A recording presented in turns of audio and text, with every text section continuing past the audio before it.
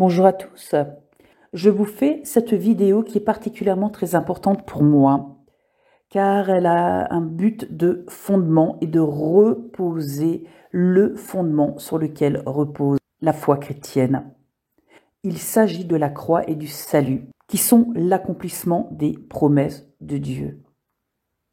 Elle remet les fondements de notre salut en Jésus-Christ afin de nous rappeler pourquoi nous croyons. Car la parole dit que la foi vient de ce qu'on entend, et ce qu'on entend vient de la parole de Dieu. Romains 10, 17. Nous voyons que l'ennemi est à l'œuvre, et il tente de nous éloigner de Christ et du salut en Jésus-Christ, entre autres par le mensonge. Et nous savons par la Bible que le diable est le père du mensonge et qu'il est venu pour voler, égorger et détruire. La montée de cette influence mensongère qui réfute la mort de Jésus-Christ est de plus en plus forte. Elle découle principalement d'un courant religieux qui dit que Jésus n'est pas mort à la croix et de ce fait, il n'est pas ressuscité. Cette allégation mensongère supprime ainsi le salut des hommes, car la Bible nous indique que nous sommes séparés de Dieu en raison de nos péchés. Voir Ésaïe 59, 2. Et le salaire du péché, c'est la mort, dans Romains 6, 23. Cette affirmation de nier la mort de Jésus est très grave, car nous pouvons lire dans 1 Corinthiens 15, 17. Et si Christ n'est pas ressuscité, votre foi est vaine, vous êtes encore dans vos péchés, et par conséquent, ainsi ceux qui sont morts en Christ sont perdus.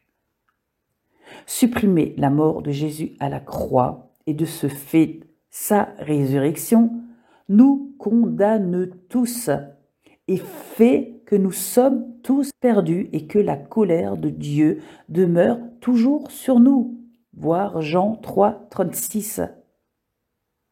Par ce verset, nous constatons l'importance de croire en l'œuvre de Jésus à la croix, qui est le fondement du salut, afin aussi de mesurer l'enjeu spirituel dont il est question ici, c'est-à-dire notre vie éternelle et notre salut. Toute affirmation doit pouvoir se justifier, se prouver. Et c'est ce que nous allons prouver dans cette vidéo de façon scriptuaire. Le fait que Jésus a accompli les prophéties de Dieu et ses promesses, et que l'œuvre de la croix était le plan de Dieu.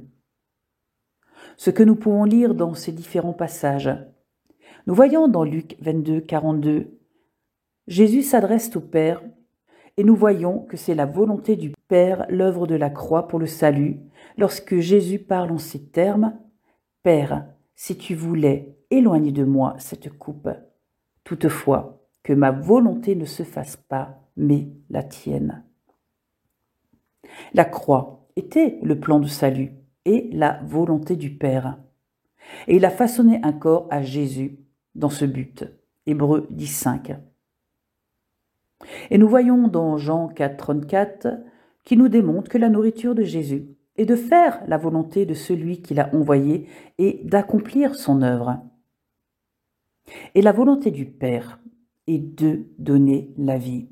Jean 3, 16. Et vous pourrez lire également Jean 3, 35, 36.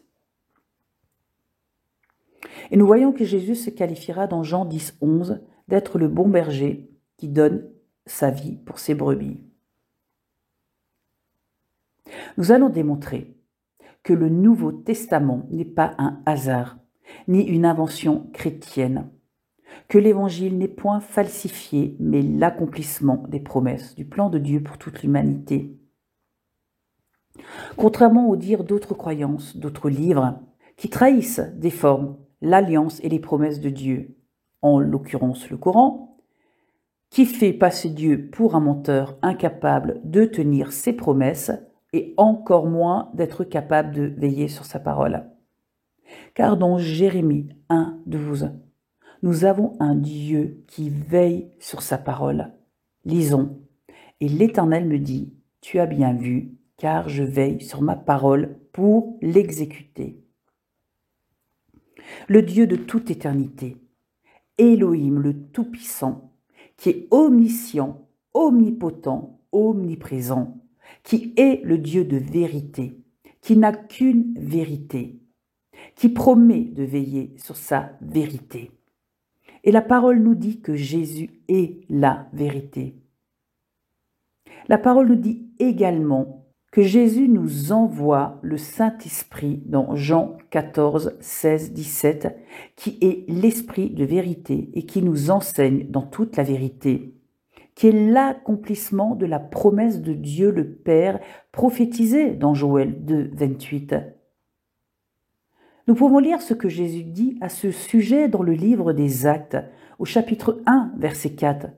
Comme il se trouvait avec eux, il leur recommanda de ne pas s'éloigner de Jérusalem, mais d'attendre ce que le Père avait promis. Ce que je vous ai annoncé, leur dit-il, car Jean a baptisé d'eau, mais vous, dans peu de jours, vous serez baptisés du Saint-Esprit.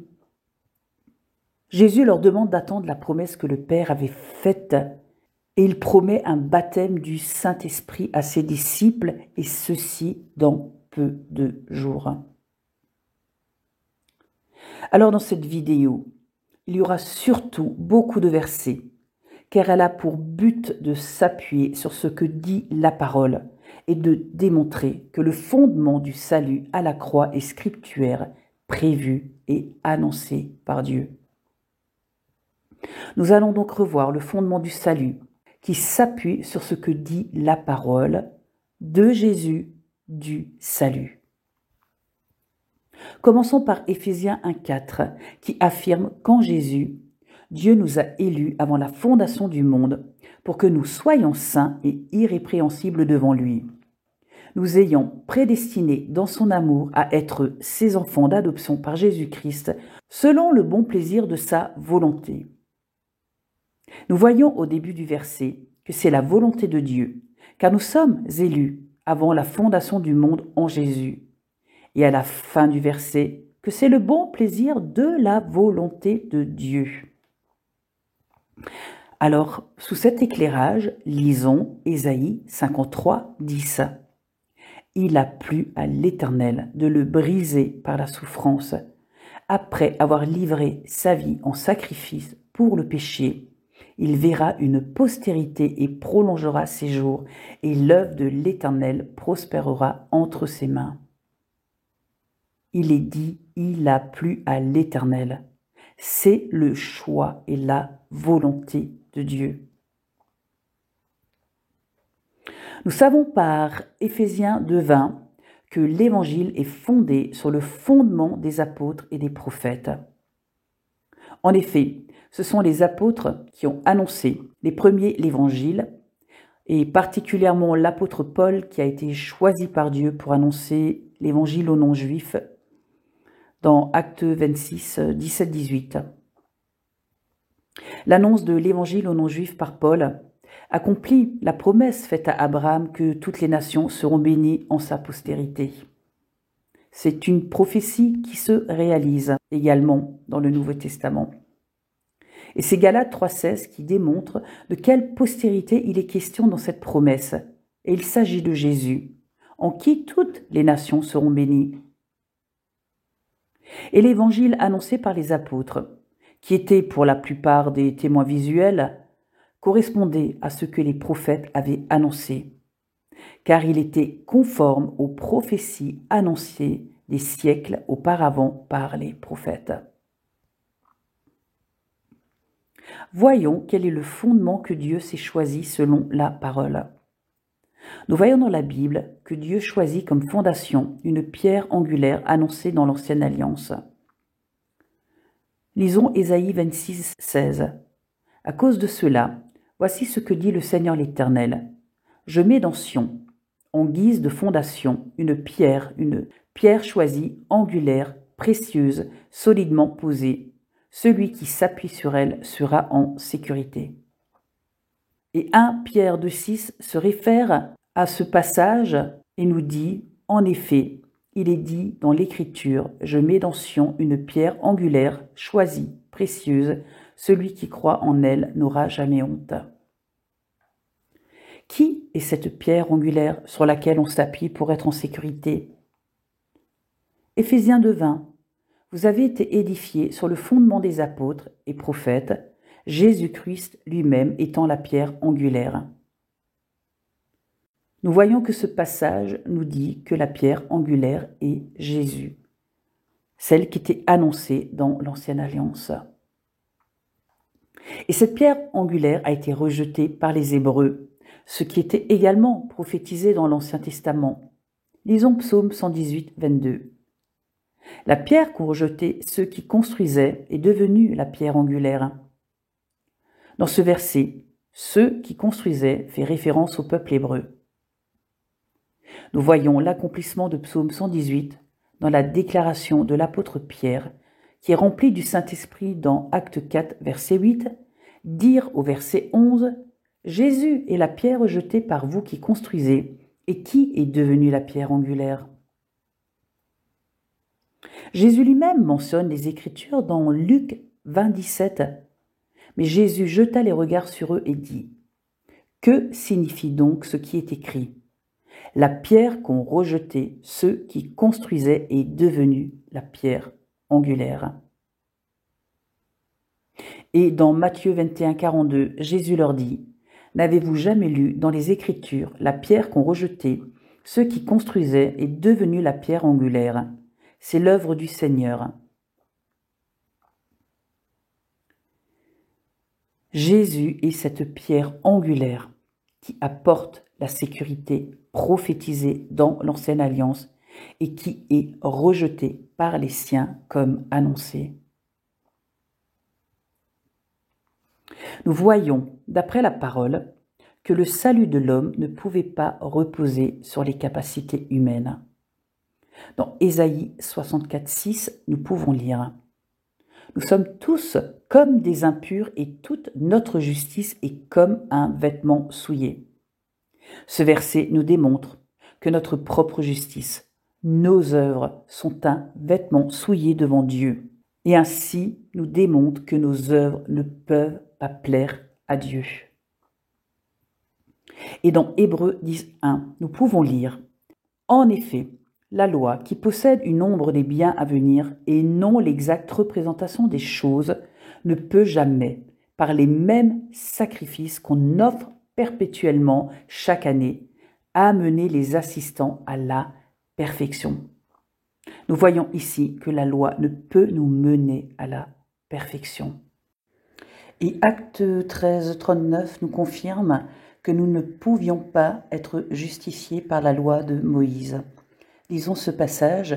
« Quiconque croit est justifié par lui, donc par Jésus, de toutes ces choses dont vous ne pouviez pas être justifiés par la loi de Moïse. » Alors, comment peut-on être sauvé ?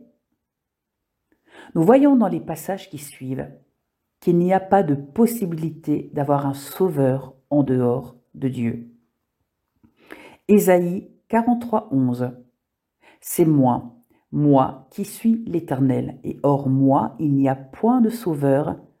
Et Osée 13,4 nous dit il n'y a de sauveur que moi. Dieu annonce lui-même qu'il viendra pour nous sauver dans Ésaïe 35, 4. Et Jésus nous confirme cette impossibilité de l'homme de se sauver lui-même dans Luc 28, 26. Ceux qui l'écoutaient dirent « Et qui peut être sauvé ?» Jésus répondit « Ce qui est impossible aux hommes est possible à Dieu. » Jésus exprime ici clairement l'impossibilité à l'homme de contribuer à son propre salut, mais que cela est possible à Dieu, ce qui sous-entend que Dieu pourvoira au salut et que c'est sa volonté de le faire. C'est une promesse. Tout au long de la parole, nous voyons que Dieu annonce prophétiquement son plan de salut, principalement par la bouche de ses prophètes, mais également dans la loi et dans les psaumes. La concordance entre l'Ancien et le Nouveau Testament tient une place centrale dans l'exégèse chrétienne, car ce qui est voilé dans l'Ancien Testament est dévoilé dans le Nouveau. C'est une citation de saint Augustin.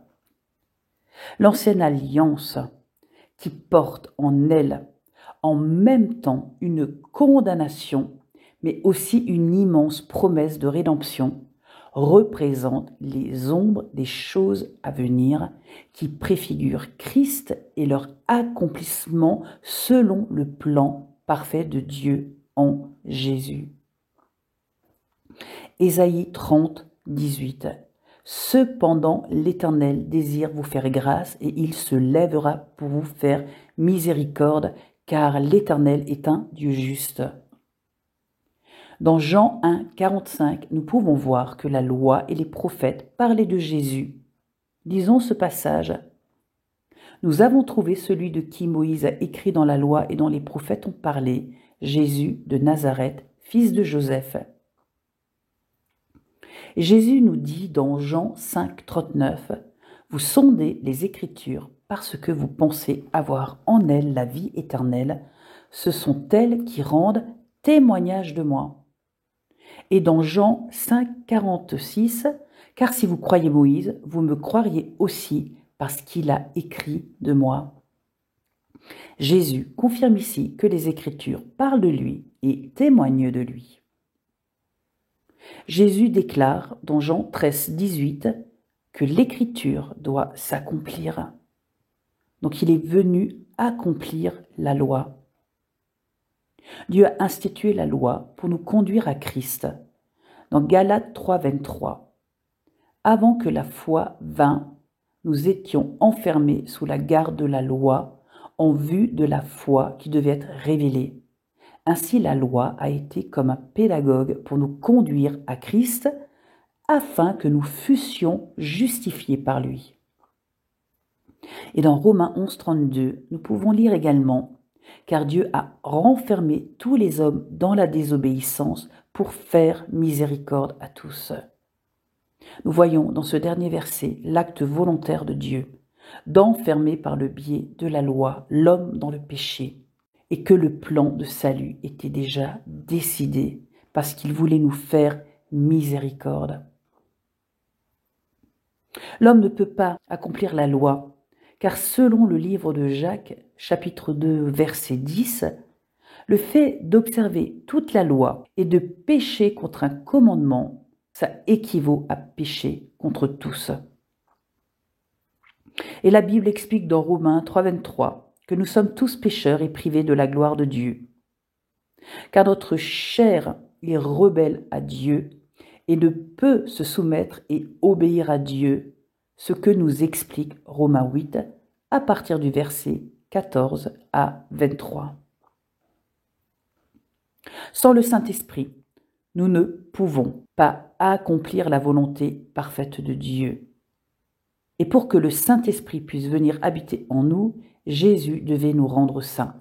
Et cette sainteté n'était possible qu'en Jésus. Versets 24-25. Et Jésus, par son Saint-Esprit, vient habiter en nous, Galates 2:20.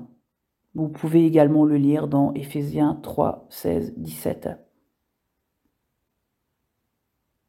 Car c'est Dieu qui donne le vouloir et le faire, Philippiens 2,13, et sans Jésus, nous ne pouvons rien faire, Jean 15, 5. Vous pouvez également voir Zacharie 4,6 qui nous dit que nous ne pouvons rien faire par nos propres forces, mais par l'Esprit de Dieu. Le oui de Dieu est en Jésus, car il était sans péché. Il a accompli toute la loi, et il était de ce fait le seul à pouvoir accomplir la justice de Dieu. Jésus est venu accomplir la loi qui nous condamnait. Matthieu 5, 17. Jésus est la loi personnifiée. Il est la loi en action pour satisfaire l'exigence de la loi. Jésus montre qu'il ne suffit pas de se conformer extérieurement à un commandement pour vraiment obéir à Dieu, car la loi est un cadre qui pousse à toucher une intention bien plus profonde, et elle vise l'intention cachée de notre cœur, qui est la source même du péché.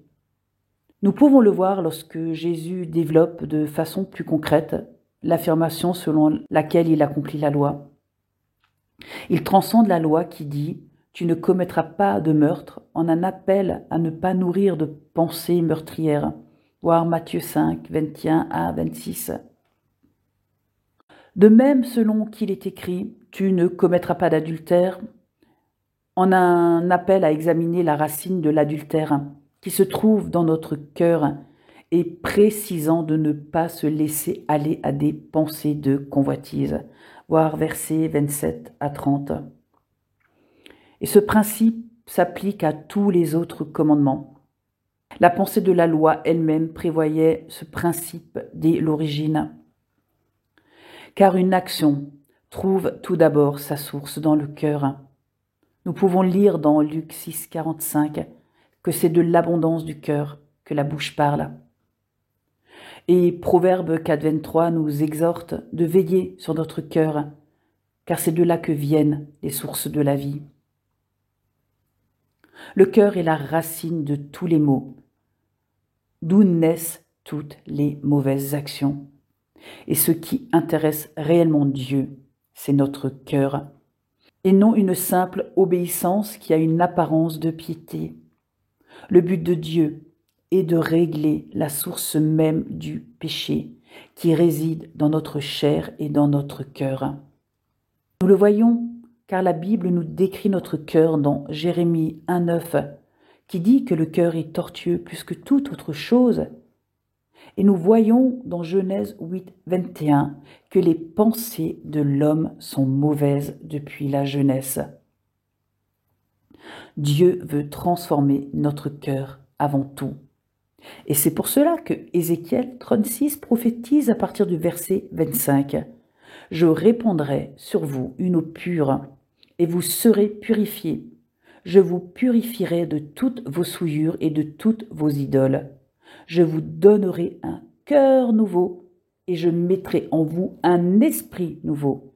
Et j'ôterai de votre corps le cœur de pierre, et je vous donnerai un cœur de chair. » Dieu veut changer notre cœur de pierre rongé par le péché en un cœur de chair dirigé par l'Esprit. Jésus accomplit la loi en réalisant ses promesses prophétisées dans la loi, qui sont également les ombres des choses à venir, car la loi parlait et annonçait Christ. Il remédie au manque qu'elle met en lumière et à l'incapacité de l'homme à l'accomplir. En ce sens, la loi contient, image après image, l'histoire du salut. Jésus est celui qui donne vie aux images de la loi. Je vais illustrer l'idée par quelques exemples.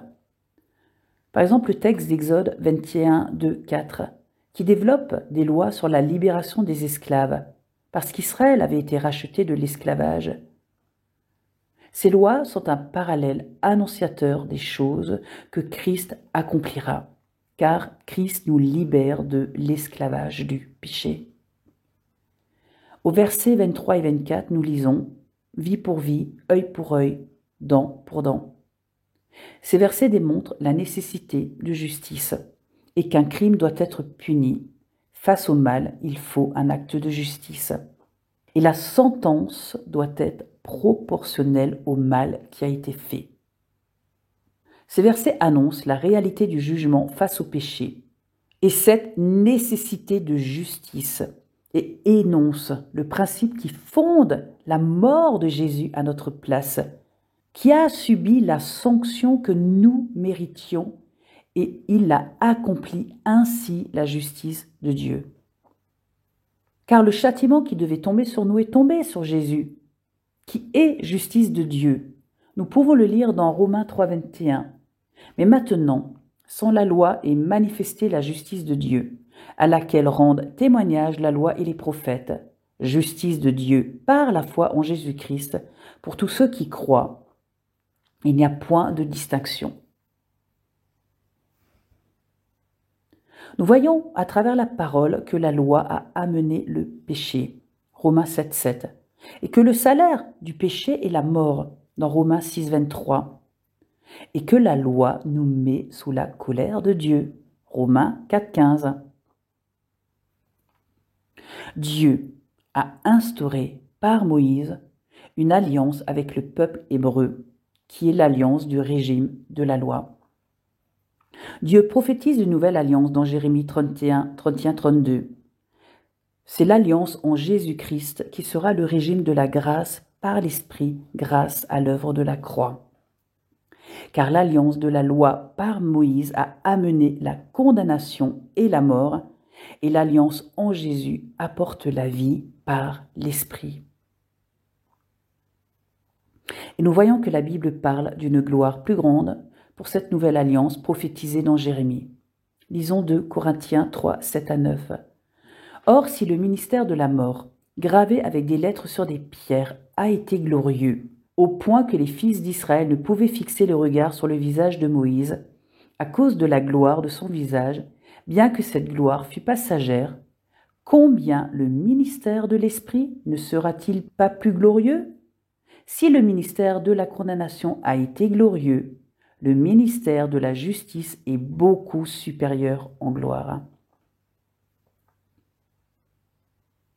L'alliance en Jésus, qui est une alliance sous le régime de l'Esprit, qui apporte la vie, nous pouvons le lire dans 2 Corinthiens 3,6.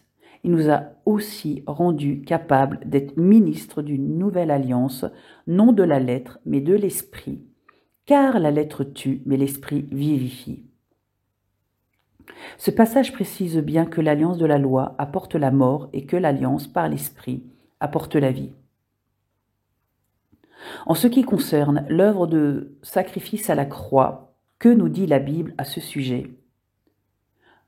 Nous avons premièrement l'exemple d'Isaac et de son fils Jacob qui préfigurait l'image du Père qui sacrifie son fils.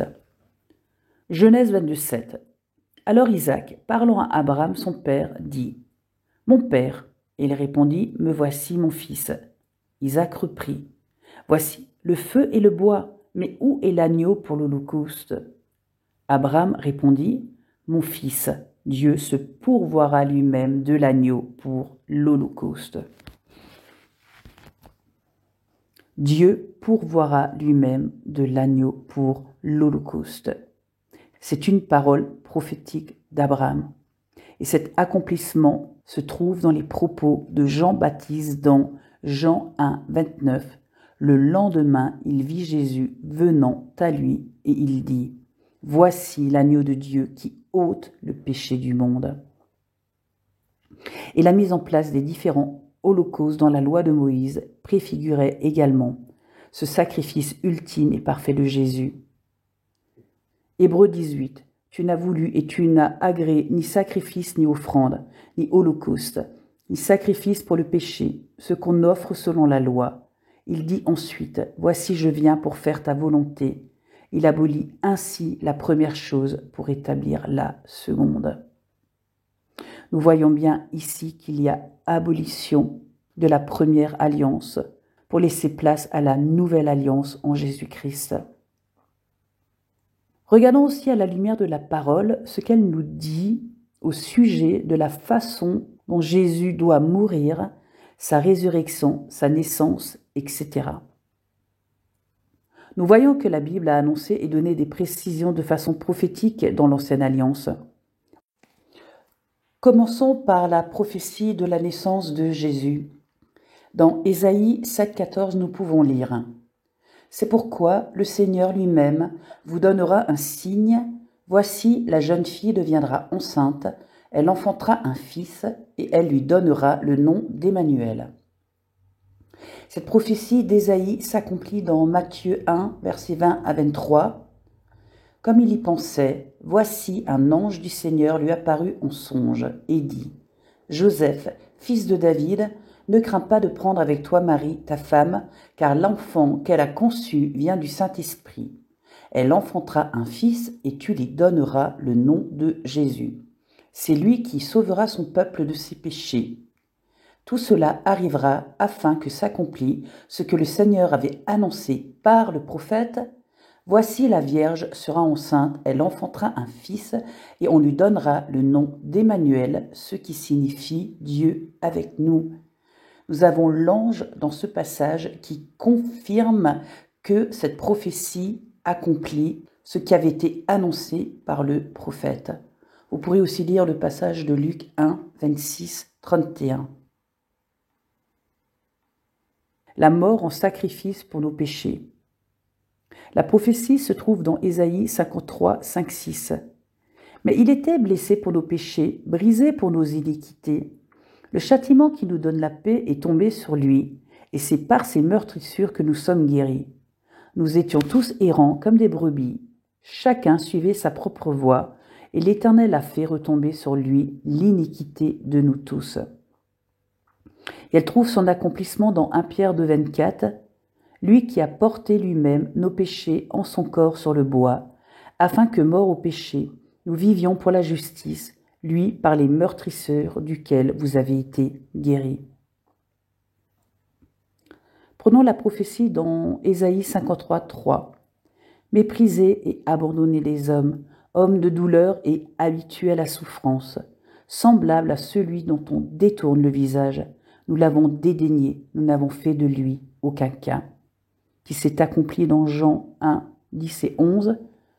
Cette lumière était dans le monde, et le monde a été fait par elle, et le monde ne l'a point connue. Elle est venue chez les siens, et les siens ne l'ont point reçue. Et dans Luc 23, 21, lorsque le peuple cria « Crucifie-le, crucifie-le », il a vraiment été abandonné par son peuple. Et dans Ésaïe 53, 7, qui prophétise ainsi, il a été maltraité et opprimé, il n'a point ouvert la bouche, semblable à un agneau qu'on mène à la boucherie, à une brebis muette devant ceux qui la tondent, il n'a point ouvert la bouche. Qui s'accomplit dans Marc 15, 5, et Jésus ne fit plus aucune réponse, ce qui étonna Pilate. Prenons la prophétie de Psaume 69, 21 à 23. L'opprobre me brise le cœur et je suis malade. J'attends de la pitié, mais en vain, des consolateurs, et je n'en trouve aucun. Ils mettent du fiel dans ma nourriture, et pour apaiser ma soif, ils m'abreuvent de vinaigre. Qui s'accomplit dans Jean 19, 29. Il y avait là un vase plein de vinaigre. Les soldats en remplirent une éponge, et l'ayant fixé à une branche d'hysope, ils l'approchèrent de sa bouche. Quand Jésus eut pris le vinaigre, il dit « Tout est accompli ». Nous prenons aussi la prophétie de Ésaïe 53, 9 qui dit « On a mis son sépulcre parmi les méchants, son tombeau avec le riche, quoiqu'il n'eût point commis de violence et qu'il n'y eût point de fraude dans sa bouche » qui trouve son accomplissement dans Matthieu 27, 57, 60. Le soir étant venu, arriva un homme riche d'Arimathée, nommé Joseph, lequel était aussi un disciple de Jésus. Il se rendit vers Pilate et demanda le corps de Jésus. Et Pilate ordonna de le remettre. Joseph prit le corps, l'enveloppa d'un linceul blanc et le déposa dans un sépulcre neuf qu'il s'était fait tailler dans le roc. Puis il roula une grande pierre à l'entrée du sépulcre et il s'en alla. La prophétie des soldats qui partagent et tirent au sort les vêtements de Jésus, dans Psaume 22, 17, 18, « Car des chiens m'environnent, une bande de scélérats rôde autour de moi. Ils ont percé mes mains et mes pieds. Je pourrais compter tous mes os, eux, ils m'observent, ils me regardent, ils se partagent mes vêtements. Il tire au sort ma tunique, qui s'accomplit dans Jean 19, 23. Les soldats, après avoir crucifié Jésus, prirent ses vêtements et ils en firent 4 parts, une part pour chaque soldat. Ils prirent aussi sa tunique qui était sans couture, d'un seul tissu, depuis le haut jusqu'en bas. Prenons la prophétie qui parle de la résurrection de Jésus dans Psaume 16, 10. Car tu ne livreras pas mon âme au séjour des morts, tu ne permettras pas que ton bien-aimé voie la corruption. Qui trouve son accomplissement dans Matthieu 28, 6. Il n'est point ici, il est ressuscité comme il l'avait dit. Venez, voyez le lieu où il était couché. Et n'oublions pas que Jésus a dit dans Jean 11, 25 qu'il était la résurrection et la vie. Michée 5.1 prophétise que Jésus naîtra à Bethléem. Et nous voyons cet accomplissement dans Matthieu 2, 4, 6.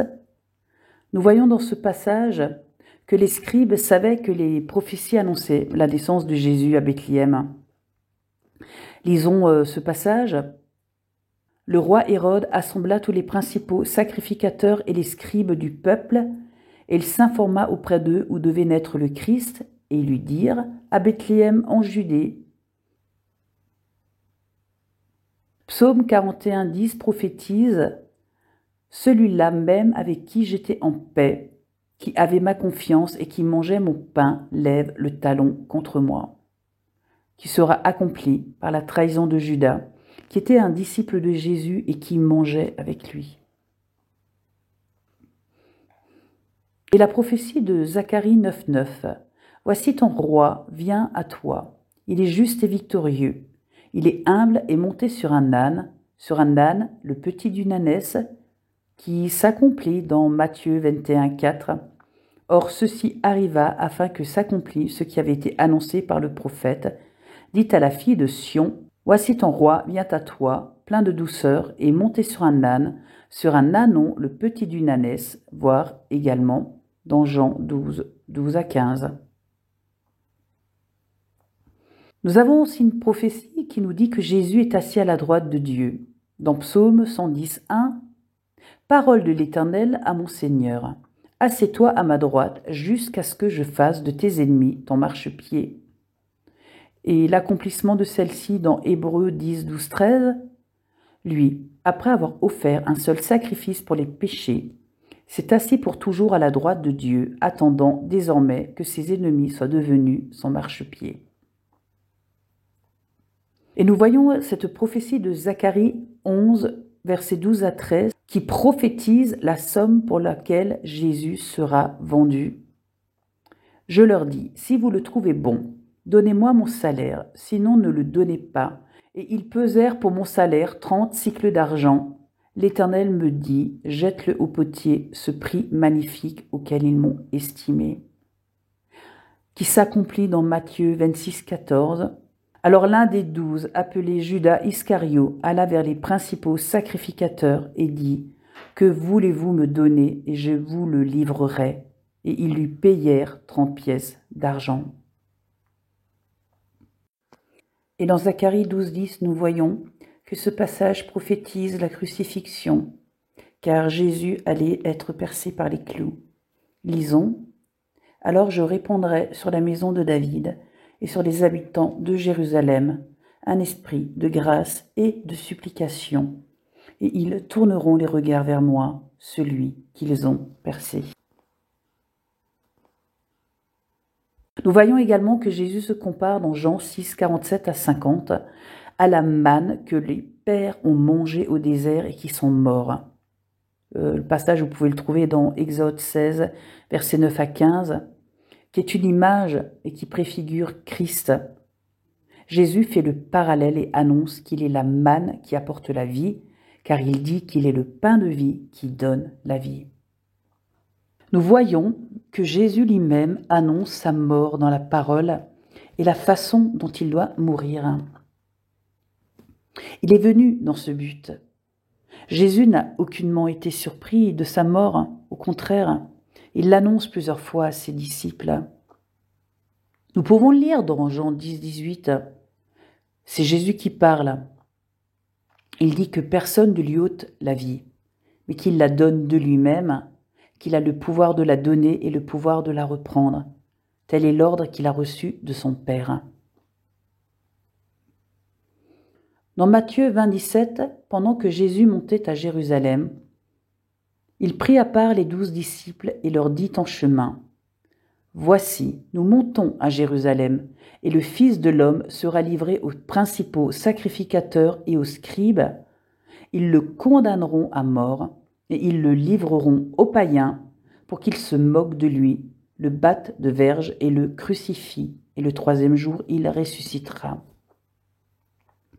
À la fin du verset, nous voyons que Jésus mentionne la crucifixion et la résurrection. Vous pourrez également lire le passage de Luc 18, 31 à 33. Dans les passages qui suivent, nous voyons Jésus faire le reproche à ses disciples de ne pas connaître les Écritures à son sujet. Prenons Luc 24, 25. Alors Jésus leur dit : « Ô homme sans intelligence et dont le cœur est lent à croire tout ce qu'ont dit les prophètes, ne fallait-il pas que le Christ souffrit ces choses et qu'il entrât dans sa gloire ?» Et au verset 44, « Puis il leur dit : c'est là ce que je vous disais lorsque j'étais encore avec vous, qu'il fallait que s'accomplît tout ce qui est écrit de moi dans la loi de Moïse, dans les prophètes et dans les psaumes. Alors il leur ouvrit l'esprit, afin qu'ils comprissent les Écritures, et il leur dit : ainsi il est écrit que le Christ souffrirait, et qu'il ressusciterait des morts le troisième jour, et que la repentance et le pardon des péchés seraient prêchés en son nom à toutes les nations, à commencer par Jérusalem. Nous voyons que Jésus ouvre l'intelligence à ses disciples pour qu'ils comprennent les Écritures. Il fait référence à ce qui a été prophétisé de lui dans ce passage, entre autres dans les psaumes, dans la loi et les prophètes. Et il précise bien que c'est pour le pardon des péchés en son nom et que c'est pour toutes les nations. Et nous voyons dans le passage de Nicodème le parallèle que Jésus fait avec le serpent d'airain dans le désert du temps de Moïse, que vous pouvez trouver dans le livre de Nombres 21, 8 à 9, qui est l'image de l'œuvre de salut à la croix. Et c'est ce que Jésus explique dans Jean 3, 14.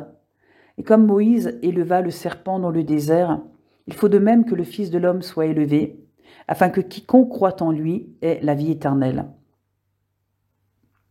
Nous lisons dans Ésaïe 5, 16, « L'Éternel des armées sera élevé par le jugement, et le Dieu saint sera sanctifié par la justice. » Retenons dans ce verset les mots « élevé par le jugement » et « sanctifié par la justice ».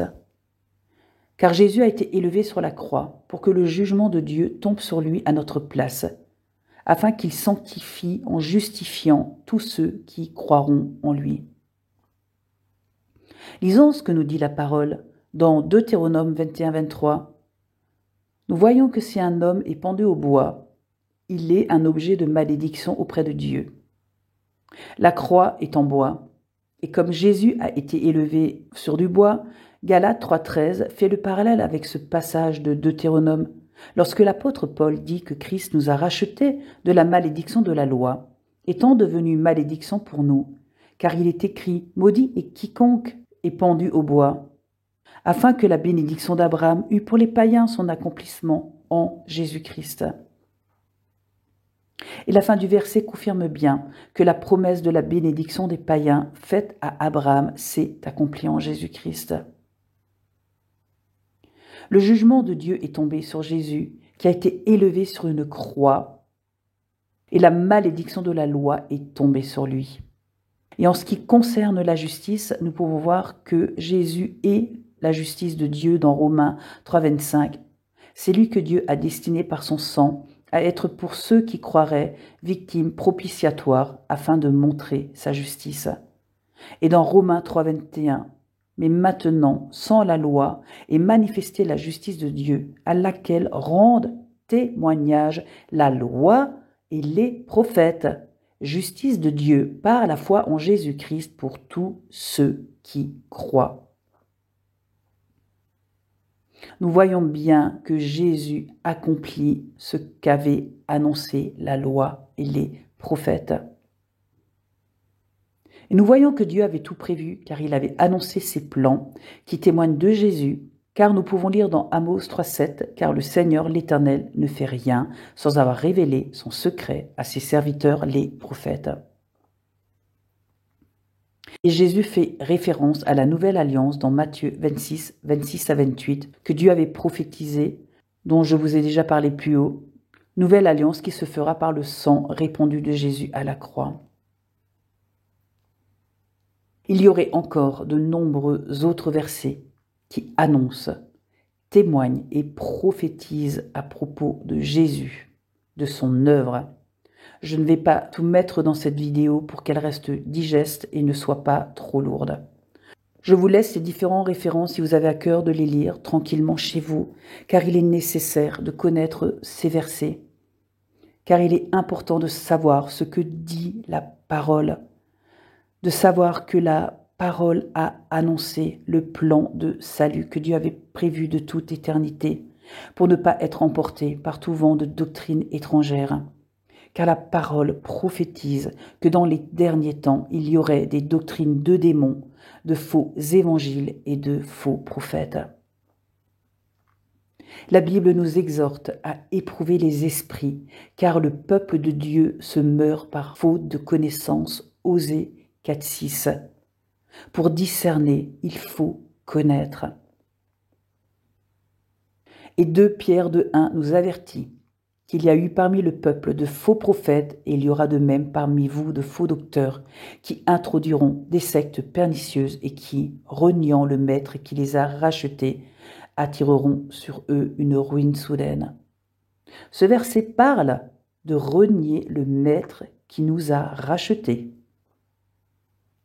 Et 2 Jean 1:9 nous dit que quiconque va plus loin et ne demeure pas dans la doctrine de Christ n'a point Dieu. Celui qui demeure dans cette doctrine a le Père et le Fils. Il faut demeurer dans la doctrine de Christ. Et l'œuvre de la croix fait partie de la doctrine de Christ. 1 Corinthiens 3:11 nous dit que personne ne peut poser un autre fondement que celui qui a été posé, savoir Jésus-Christ. Il n'y a pas d'autre prophète que Jésus-Christ.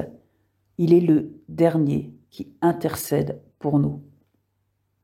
Et le salut repose sur Jésus, car il est dit dans Jean 14:6, Jésus lui dit, « Je suis le chemin, la vérité et la vie.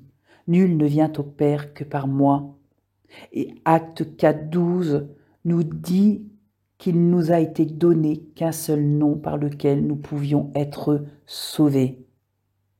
Lisons, il n'y a de salut en aucun autre nom, car il y a sous le ciel aucun autre nom qui ait été donné parmi les hommes, par lequel nous devions être sauvés.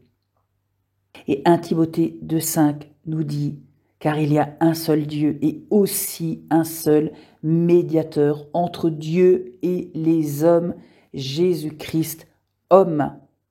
Jésus est aujourd'hui le seul médiateur qu'il y a entre Dieu et les hommes, car il est toujours vivant pour intercéder pour nous. Hébreux 7:25 nous dit que Jésus est toujours vivant pour intercéder en notre faveur. Et Daniel 2:6 nous affirme que loin sera retranché et qu'il n'aura aucun successeur. Voilà, j'espère que cette vidéo vous aidera à vous accrocher à ce que dit la parole afin de ne pas vous laisser déstabiliser et que la confusion ne vienne pas, car le plan de salut était prophétisé dans la parole. Et c'était vraiment important dans cette vidéo de montrer que tout était appuyé sur la parole et que la Bible, que Dieu avait annoncé son salut en Jésus-Christ par la croix pour le péché de l'humanité. Cette vidéo est maintenant terminée. Soyez tous richement bénis.